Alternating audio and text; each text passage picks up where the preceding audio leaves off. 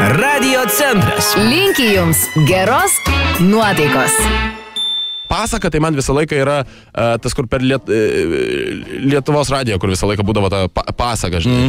Ar norite paklausyti pasakos? Ir aš įsivaizduoju, kad tokiu balsu, žinai, turėtų būti: labas vakaras, brangus vaikučiai, susirinka prie radijo imtuvo.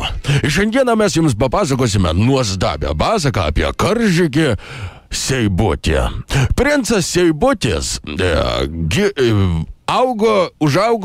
gimė ir užaugo nuostabioj pajūrio karalystėj, kur jisai išmoko nuostabiai mylėti oranžinius kamuolius. Ir kartą Seibutis nuėjo pas karalių.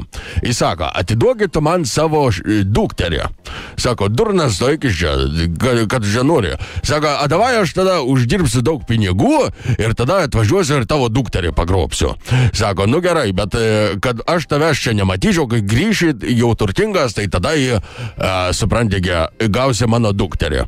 Ir Seibutis iškeliavo į tolimą kelionę. Iš pradžio į Vilnių, taigi, po to į Graikiją, po to Graikiją, tenais porą klubų pakeitė. Tada iš Graikijos keliavo į Ispanijų, tada į Turkiją, uždirbo daugybę pinigų. Seibutis karalaitis grįžo į namus pas karalių ir sako: karaliau, atiduok, o ta pasirodo jau ištekėjus.